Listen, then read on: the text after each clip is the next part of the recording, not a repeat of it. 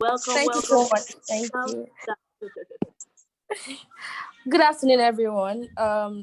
Apologies, I would not be able to turn on my video. I'm not in my private space.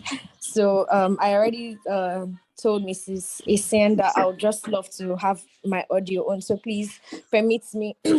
Thank you. So basically, when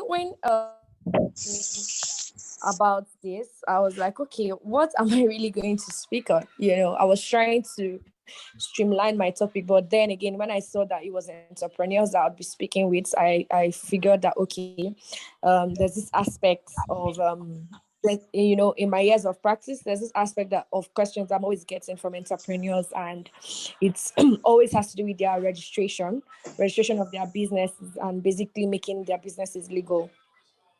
So I'm just going to be all over the place a bit. So please just feel free to chip in, ask me questions where you need clarifications on, and I'll be happy to, answer your questions. I'm just going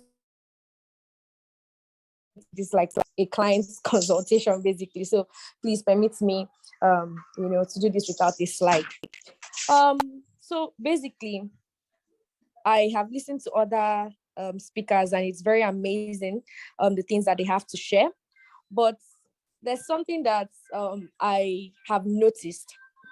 I'll just give a story. So, I've met business owners who come to me and say, oh, you know, okay, I'm a bit confused what's happening on the screen. Is that my screen?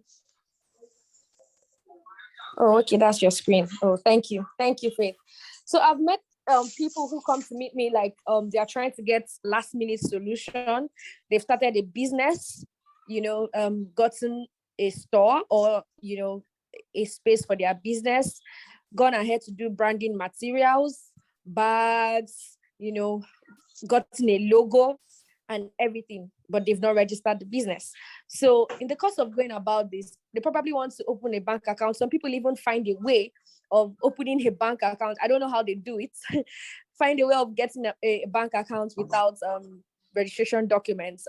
And maybe there's a loan or there's an investment opportunity, or maybe somebody else is trying to also open something similar with what they are doing and almost using their same name. So they come to me and they want last minute solution. What can we do? What can we do? And this is always my answer. Basically, if somebody has registered a business before you, there's really basically nothing I can do or we can do. So we always advise people that once you have an idea, the first thing to do before you even get your branding materials, before you even get that logo, is to find out and check if your name is registrable first and if it is available. So that brings us to what I'm going to be discussing about today, which is registering your business basically and making it legal with the Corporate Affairs Commission and every other regulatory bodies that maybe your object of business requires regulations with. But I'll just stick to the CSC today and the trademarks registration because of little time. So a business name is basically okay, let me start. Okay, let me just get that done first. A business name is basically, trying to register, your business name, as the name implies, the business name, the name that you do business in, the name that you want your business to be recognized as. A lot of people ask me, what's the difference between a business? Some people just know that they want to register their business, but they are confused. Okay, the CSC registers business names, company limited by either shares, guarantee, public limited, companies, and even incorporated trustees, and even companies limited by guarantee. There's just a whole lot going on, and a lot of people do not know the difference. But for the purpose of this conversation, I'll just be sticking to the business name and company limited by shares, which is basically what applies to most people on the call, except maybe someone like Raquel, who is basically into social enterprise, and most social enterprises love to register, as business, as companies limited by guarantees. But I'm not going to go into all of those details now. Let me just focus on the business name and, the company limited by shares. So why is it important for you to register your business? First of all, protection of your brand name. Like I said, you don't want to have started up into your business, gone far into your business, and then you recognize that somebody is already using a similar name. You know how you have an idea, somebody else has an idea too, and you start implementing, and maybe the person is also doing something similar with your object, even sometimes different, but is using a name similar to what you have. And the truth is, one of the rules of the Corporate Affairs Commission is that once your name has a similarity with another business, if it's so similar, they're not going to accept it for registration. You have to lose that name, or you have to start adding phrases to make it distinct, basically, from the person who has registered. So the first in time to register a name is basically the owner. So you don't want to find yourself in a fix where you've gone ahead to do a lot of things, like you've put the cat before the horse. Basically, that's basically what it is like, doing a business without getting it registered first. So there are many advantages of getting that your business name registered. First of all, it becomes like I don't know, a legal person. Basically, your business becomes different from you. I'm going to explain this. So you know how you want to maybe get a store, or maybe somebody's trying to sue you, or you want to sue somebody. Maybe let me use this particular example. You order things from a vendor, and the vendor doesn't, you order, for example, I would like to use Raquel because she's the last speaker, and everything she said is still fresh in my head. So she orders books, or basically she gives contracts to somebody to publish books for her, and they have a contract, and the person goes out of the terms and conditions of the contract that is binding upon them, and she wants to sue. And she doesn't want to sue as Raquel, because it's not Raquel that met these publishers. She went as Bambini Africa. So she wants Bambini Africa to sue them. As a business name, she can sue, as Raquel, doing business under the name of Bambini Africa. That now makes her business stand on its own, but that's sorry, please, I just want to make sure that everyone is getting what I'm saying. Please let me see in the chat room, that you're getting what I'm saying. Please, if you need any clarifications, just let me know.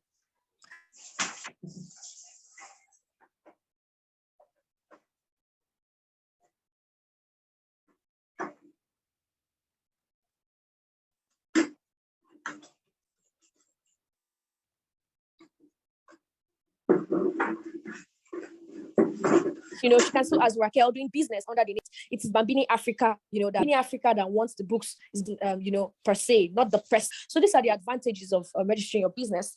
You have, of course, opening bank accounts, like I already said. It makes your business, it gives your business a kind of packaging. You want to open a bank account. You don't want people to be paying monies into your account and it's having your name. It's Chijioke Ochogwu. No, you want your business to have a form of packaging. So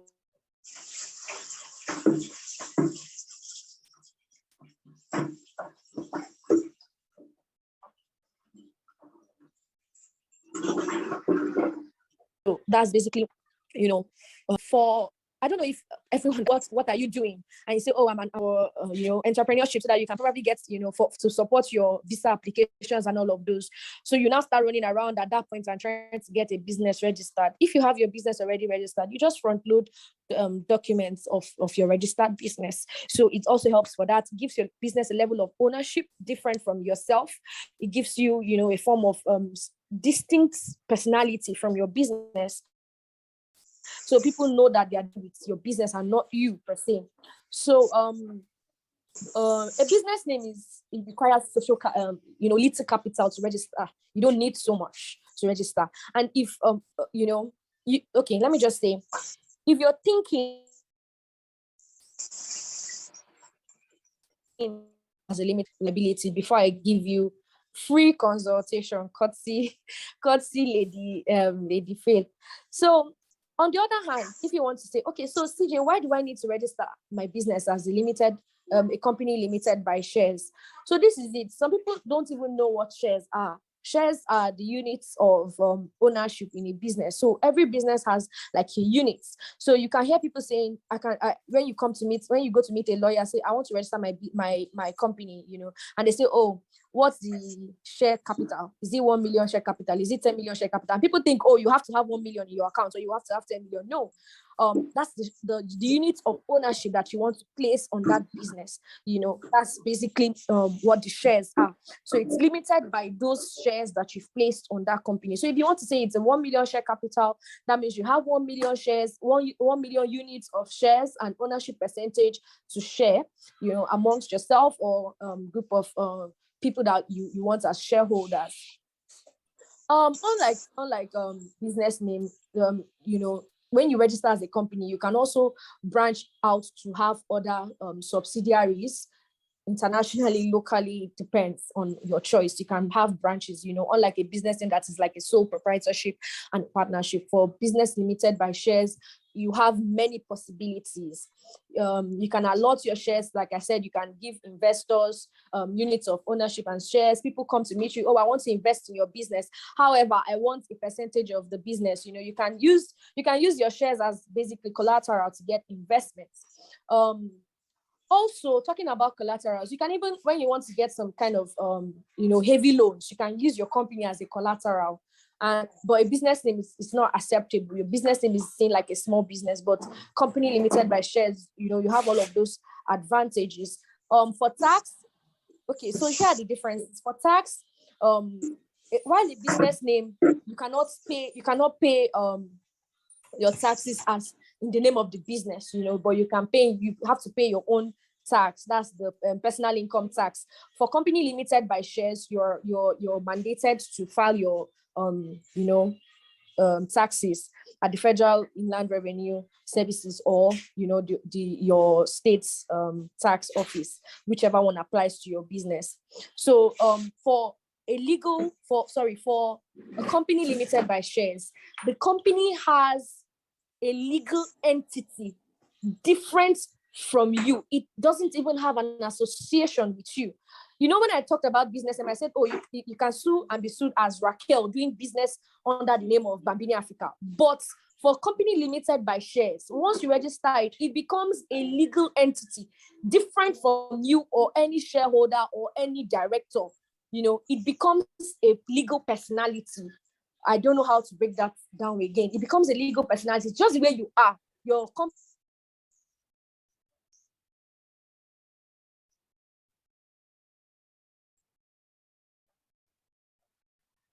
action, it is the company and not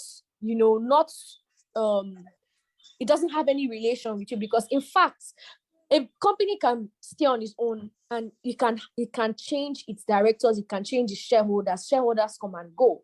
Those are the people that own the company at the time, because a company limited by shares is recognized as a legal personality on its own. It can sue, it can be sued in its name, it can buy properties, it can own lands, it can own assets, it can own anything that you think a human being can do, your company can do on its own. That is one of the great advantages of registering your business, your business ideas as a company limited by shares. And in the event of shutting down, okay, for example, let me just give this example one more time. In the event of shutting down, if you have any problems, or if you run into debts and the people who you are owing want to come for you, if you register as a business name, they come for you, because your business is recognized as a small business. A business name is not supposed to have its own assets and lands and all of those things in its name. It owns those things through you. I don't know if you get if you get this difference, please let me know. So it owns those things, it can own those things, but it has to be through you. But if for a company limited by shares, it can own those things just the way you can own them. So if you have these events of debts or winding down, they come for the assets of the company and not you per se. So I think those are, I don't know. I was talking off the top of my head, so I think those are the I've tried to cover up everything. So there's another thing that I think I skipped for decision making for business name. You can just wake up and say, you know what, today I want to buy so thing, I want to do so business, I want to do this, and you can get up and make those decisions. But for companies limited by shares, you cannot do all of those things. The company, like I said, is a legal personality on its own. So for you to do those things, you need to call for meetings, you need to have board resolutions, all of those annual general meetings that is expected of you as a legal person. Those are the things that are expected as, for a company limited by shares. So now when people come and ask me that, CJ, I want to register my ID, I want to protect it, what do you advise? I first of all ask you, what do you intend to do with your business? Are you trying to run a small scale business? Are you trying to run a one-man business? Are you trying to run a partnership, just you and somebody else that has an idea? Or do you want to run like a proper company that has structure? Do you want to run something that can outlive you? Do you want to run something that you can even transfer to the next generation? Even though, of course, let me not downplay that business names can be transferred, they are transferred, but there's this structure that comes with limited by shares, and it all depends on what these things first. Okay, so another thing is the object of business. While for business name, you can just run one object. For company limited by shares, you have object. You can literally have like they call it constitutional documents, the memorandum and article of association that guides and binds the activities of your company. You can't even move 1 naira without going through the right process. For company limited by shares, it's very strict on many things. The Company and Allied Matters Act, which is the law that guides company registration and regulations and operations in Nigeria, is very strict and has lots and lots of expectations and obligations on company limited by shares. So when you want something that has that kind of structure, then you go for company limited by shares. So when you make up your mind as to the kind of business, because some people just want to, they have a small business, and small business, if you're not making, okay, let me not go into that because that's like your personal decision.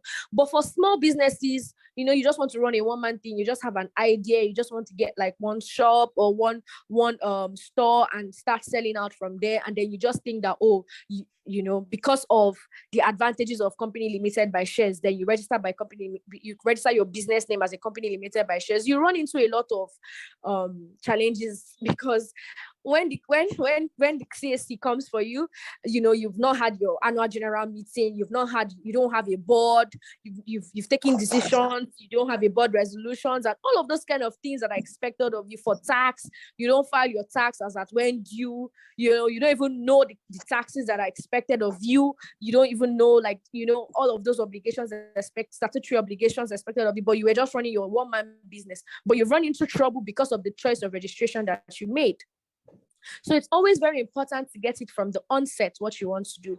So for small businesses, I always advise, when you start up newly, when you start up freshly, just register your business name and have it just, take your documents, go and open your account and just have that legal entity on its own, different from you, running that your business and, filing your taxes as at when due, your payee, that's your personal income tax, and all of those things. But for when you want a structure, and the good thing about business name is that as you grow in your business, when you start up a business and maybe you started up small, as you grow in your business, you can change from business name to company limited by shares. But guess what?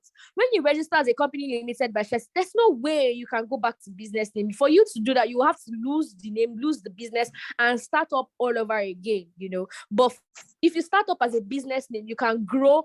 When you grow and you feel like, this company is no longer my own decision. This company has outgrown just me. Then you can now, say, oh, I'm ready to move up to the ranks of the company limited by shares. So these are the differences, and these are the things that you should always consider before. Please leave her. These are the things you should consider. Oh, goodness. Sorry, excuse me, guys. Sorry about that. These are the things you should consider before making your decisions. Okay. So after you've done all of those, I don't know if time would permit me to talk about trademarks and it's still about protecting your business. Lady Faith, please, can I go ahead?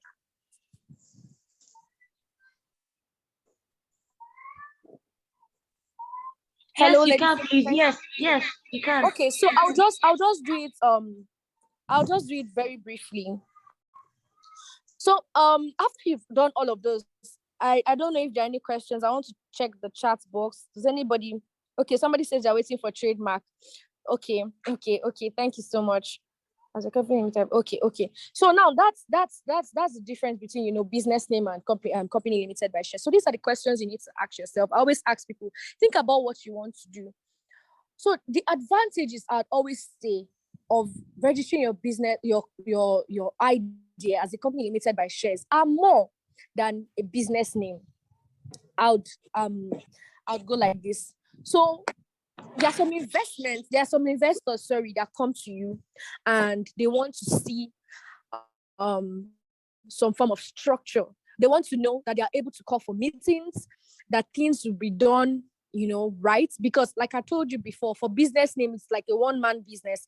It's like a sole proprietorship and partner, or a partnership, whichever one you register it as. There are no much obligations. You can make your decisions. You can move whatever money you want to move from your account, your personal account, whatever it is. You can make your decisions solely. But for company limited by shares, you can't do all of those things. You need to. There are resolutions to be passed. There are meetings to be had. So there's some kind of people that want to invest in your company and they want to know that this structure exists. So if these structures are not there, they feel a bit discouraged. Do you understand? They feel like, this one, I want to do business with this person now. If I have some things that I need, you know, my feet to be stamped on, would I be able to do this? This person can wake up in the morning and make a decision on them on the business because it's a business name. But for company limited by shares, like I said before, it gives a particular business structure, a facelift. Yes, for lack of better words, it gives a facelift to what you're already doing. So investors feel free. There are some kind of loans that you can have access to as a business name, but there are some kind of loans that you cannot have access to for business names. There are limitations they will not give you. Why? Because I told you before that the company the business is recognized as small. It's recognized as a one-man business. It's recognized as just you. Although the business name is, you know, it's an entity, but it's not a legal personality per se, different from you. It still has to do with you. But for company limited by shares that has all of these advantages, you have limitless access to loans, to investments, and to investors, and all of those things. So that's for the advantages. Okay, apart from the fact that you pay your taxes to the FIRS and the other they just do their personal income tax. I'm still trying to find out which other advantages. Okay, so that's basically it. If you have more questions, feel free to ask me. I'm still on the call and I'm reading through the chat room. So for trademark, yes. So after you've done all of this and you've gotten your documentations, and either ways, for business name, for company limited by shares, whichever one, after you've done all of those things and you've gotten your documentations, now what now protects you business wise, branding wise, is the trademark. So for this aspect, we have the trademark, we have the patents, we have the copyrights. I'm just going to run through the differences quickly. So for a trademark protects your branding, your logo, your colors, your distinct logo, whatever it is that, you know, your branding for your business. Those are your trademarks. So for patents, like if you have a distinctive idea, a scientific, research results, you have something very authentic that you're the first that is creating. You're creating something new. Then that's patent. You have a design. For example, I had a client who came and said, "Oh, I want to do a trademark." And I'm like, "What do you want to trademark?" And he brought a box for me and he showed me the box. And he said, "Oh, I want to trademark this box." I'm like, "You cannot this box who created it?" He said, "Oh, he created it." I'm like, "Have you ever seen this box anywhere in Nigeria or anywhere around?" And he said, "No." That I said, "Okay, so who dropped the idea?" He said he dropped the idea. And I'm like, "This is a patent. You created a distinct pack for people to have their popcorn and, you know, drinks at the cinema, and something different from what we all know. It's a patent. It's a design that you created. So this should be registered as a patent. As much as you're trying to protect the logo, the branding, the colors, but this is something very distinct, and you should be looking to protect it. That's I'm just trying to explain the difference between a patent and a trademark for you. Then for copyrights are basically work of arts. Your music, your literature work and all of those things. Those things are those are under copyright. But for what we're talking about now, we're going to be sticking to trademark. So for trademark, you have your logo, you have your colors, you can protect all of those things. So trademark has different classes for food, for businesses, other forms of business. I'm trying to remember names now. Beverages and food, they fall under the same class. But whatever thing it is that you want to do, there's a class for protection for you under the trademark. So once you do that, it takes. I'm just going to run you through the process real quick because I can see a lot of people are interested in trademark. So once you register your trademark, that's your distinctive colors and your designs and your logos. It's forever, basically, except that you have to be renewing it.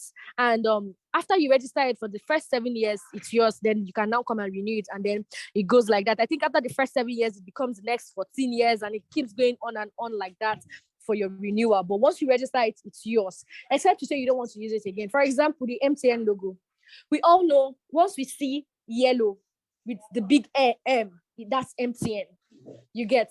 So we know, okay, for GT Bank, we know that GT Bank, see now they've changed their names, but you see that they're orange color. That's how we all know GT, So if you have a color, if you have something, and then one advice I'm going to give you for free, I always advise people that, except you're looking at being that big brand, which I think everyone here should look, aim towards. I think you should protect. I always advise people to protect their colors in black and white. I would explain. Once you protect your color in a particular color, once you go for yellow, I tell you that's yellow. So if somebody else comes and does something under red, they can have legal backings to say that you are not the one, because theirs is red and yours is yellow. So you are only protecting the color yellow. But once you register it and say, hey, I want to protect it all round, you go for black and white. Once you register your trademark under black and white, it covers every color under the face of the earth, even the ones that are yet to be manufactured and yet to be brought about. Once you do black and white, that's it. It's protected. Nobody can lay claims to that design in any kind of color. Nobody can lay claims to it. So it makes you distinct in the market. It gives you protection. You can go anywhere with your chest, knowing that your business is protected all around. Nobody can try. You know how you start a business and then next year you're seeing people doing something similar. Once it is similar, you can sue them, because you have to protect your business branding all round. So that's basically about trademarks. That's basically about trademarks. I don't know if there's anything I've left out. I'm trying to think through. Okay, so of course, protection against infringement. Nobody can. I've said that before. Nobody would be able. They won't even think about it to infringe. Like, have you ever seen someone trying to infringe the rights of the protection of MTN or GT or all of those people that have those distinct colors? You can't try it. You can't try, because you know that you would pay too much. So it gives you this exclusivity that your business enjoys. You can go to sleep knowing that anybody that tries imitating your business, of course, we know that a lot of people glory in imitating these days. They see something that you're doing and it looks beautiful and it looks good in the eye, and they feel like it's something that they want to do because you're making money from it, and so they feel like they can also make money from it. And instead of them to go and think about their own ideas, they want to imitate you. Once you do all of these things, you're protected against all of those infringements, and it gives you this form of exclusivity that you should enjoy in your business. And like I always tell people, what's the essence of being a CEO when you're not really a CEO? Because you cannot be seeing something that doesn't exist once the law does not recognize your business as registered anywhere, then you are seeing all things that are not in existence legally. So you really need to do all these are things that you need to do, so that anytime you come to me and say, or I go to any lawyer and say, see, I want to pursue somebody, I want to sue somebody, and we ask you this, oh yeah, bring your documentations now. Those are the basics for what we're even going to use to even start, to advise you. If you don't have all of these things, there are many opportunities that you stand to lose. You can have an investor come in and they have short time. You can have calls for bids and they have short time. I've seen people who have lost out on bids, because they didn't have some of these documentations. Bring your incorporation documents, they don't have. Bring your tax clearance, they don't have. Bring your this, they don't have. Because they were doing business, and you see the business is prospering, blooming, God is blessing the business, but opportunity to grow has come. And because you do not have some of these basic things, you miss out on it. So it's always advisable that while you're trying to build your business, you should also know that there's a legal part and legal face of your business that should be protected. So I don't know. I think I'm overshooting already. Thank you so much.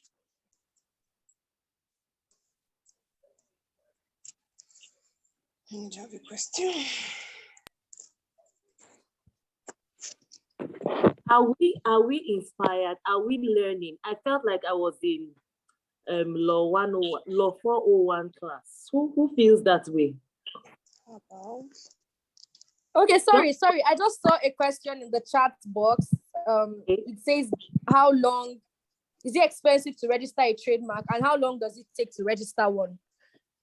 So I always just say, I don't know, expensive and affordability is relative.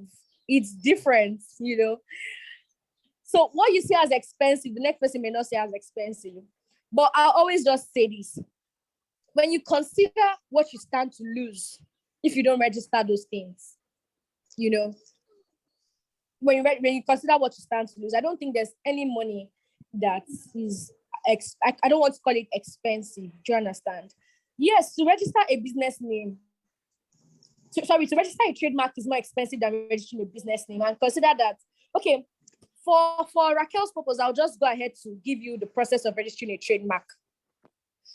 To register a trademark, first of all, for example, when you come to me, I'm using myself as an example and say, CJ, I want to register my trademark. This is the logo, this is the picture, this is the name. This is what I want to register. I'll tell you, okay, this is it. First of all, from the moment you meet me to the moment that we're going to get this thing registered, you need to block out like 1 year plus. And in the process of that 1 year plus, it's not that you're not going to have anything. Now, this is how it goes. We get this your name, we get this your logo, you get this your design, whatever it is, and we submit it to the trademark office and say, please do a search for us. We want to make sure that we're not registering what is already registered so that conflict does not arise after we've registered. Number one. Number two, we want to make sure that we're not, going to be infringing on another person's already registered trademark, which is why it's very important that once you have an idea, register it and keep it. Even if you're not ready to do the business, you just register it and keep it. You will need it sometime soon. I've seen because of my career. In fact, I'm handling a brief right now, where some people came into the country.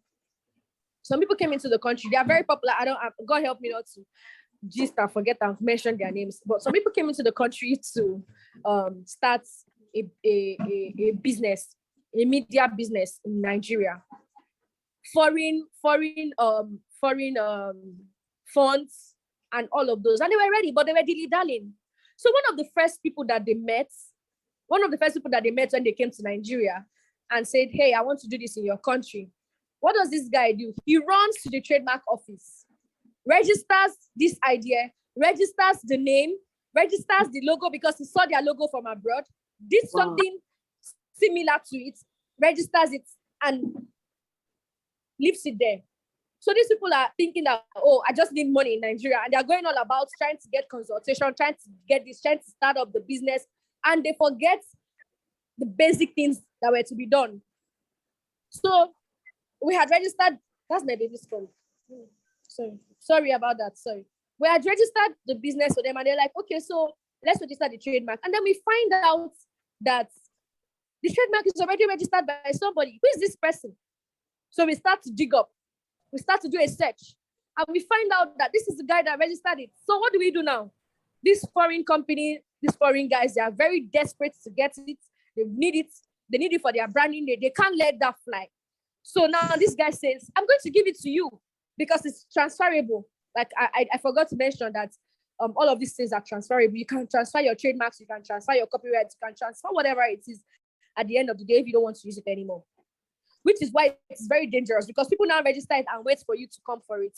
So this guy knew that these white guys are going to do this. So he went ahead of them, did it. And now he's saying, okay, I'm going to give it to you, but you need to give me this sum of money.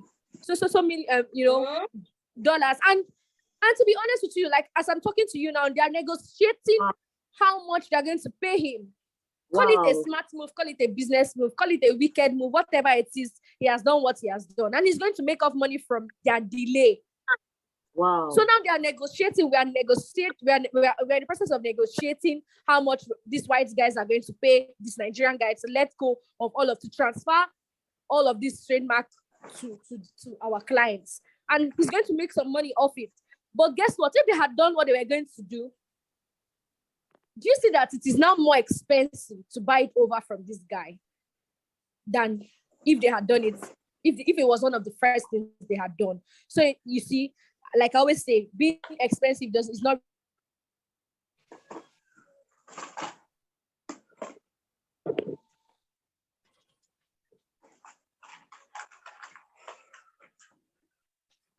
really what I look out for. Is what you stand to gain at the label, confirmation, something for you to hold on to.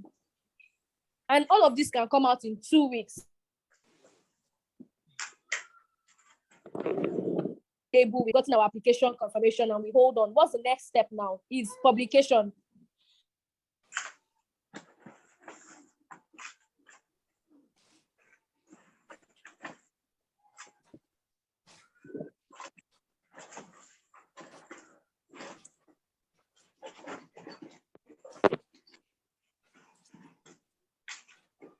These trademarks that are expected to be permanently registered are publicized. The essence of this publication is calling for objections. We'll be calling for objections from people of the public to say, do you want us to register this name? Does it offend public policy? Does it offend? Is this similar to an already existing business name that you know? Does this look like your own name? Does this seem similar? Is it going to be confusing to the general public? These are the things that the objections are going to be calling out for.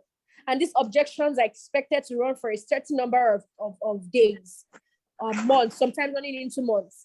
If you do not have any objection from anybody, then they will now go ahead to invite you to apply for the final certificate. Then when you apply for the final certificate, they give it to you, it becomes yours. You can now do whatever you want to do with it. You can have it, you can transfer it. But after 7 years, you need to come and renew it. And after that, it becomes renewable after every time, that the time elapses.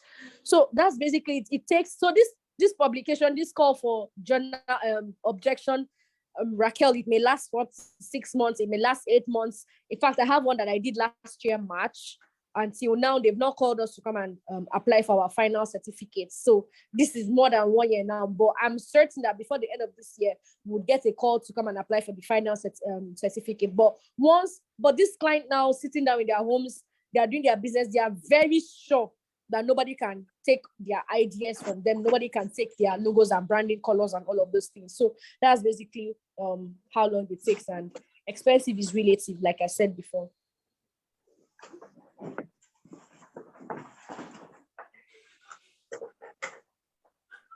All right. Okay. I see a question. Somebody is saying that I'm trying to just try a new business, something really new, like food stuff. Do I have to go through all this since I am trying? And also, can I do the registration of the business first and maybe other things later?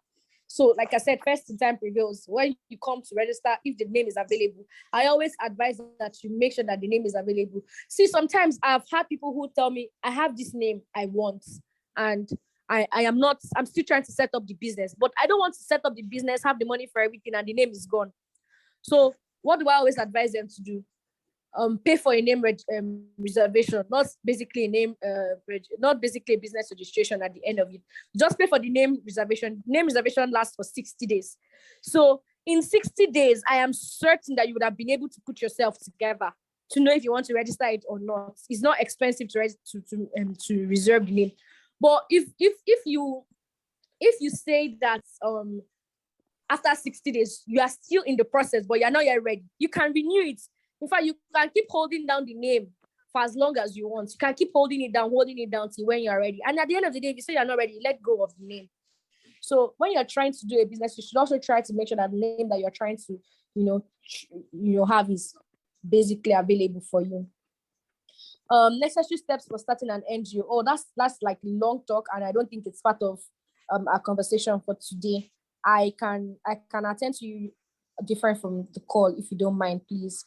All right, so that's all. Thank you so much. Clap. Let's just clap. Can we just send a smiley to just say thank you, Mrs. Chijioke. Thank you so much for your time. I really feel like this was really enlightening, insightful, and it was really eye-opening. Thank you so much about trademarks and everything. I just want to end this session saying that you remember Oga Sabinus, something huge. Who remembers Oga Sabinus that's on Instagram doing comedy? Who remembers? Exactly. Yeah, Oga Sabinus. He was just saying something huge. And I think that's a patent, right?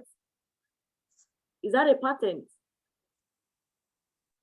Oga Sabinus artwork falls under like copyright and stuff like that. So he can register it as a copyright. It's not a patent. It's okay, under a copyright. It's an artistic expression. And did you hear that he sued Gala, he sued La Casera for using something huge and cashed out? I don't know if that's it now.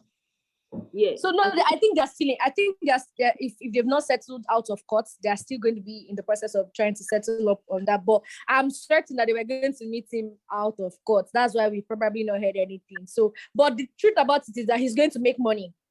Mm-hmm. He's going to make money. All right. So please, let's get our ideas, everything registered, and then we can make the next move in our life. So I just really want to thank you, CJ. Thank you for your time. Thank you for pouring your heart out in this session.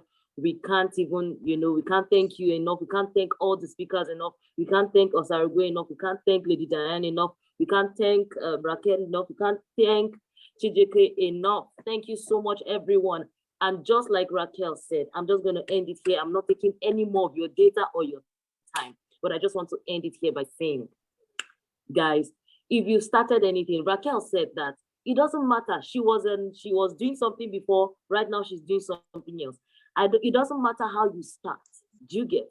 If you feel like you're doing something, you're feeling, what you are doing is not really working, feel free to re-strategize. Feel free to change. Feel free to change the name. Feel free to, diversify. Always think of, don't feel stuck. Don't feel like, oh, what will people say? Oh, jack of all trades. Don't be thinking about what people will say. Even this event that we're having right now, remember, it was a physical event at first. I went to Kaduna and I felt like, okay, let me call people together. Let me call people. It's really good. People are in Kaduna, and let me feel like I was feeling, let me pour back, let me give back. And then I found out that, okay, I had to re-strategize because I was not able to reach to the people I wanted to reach, and the people that I wanted to reach didn't have funds to, to register and all those things. So I made it like as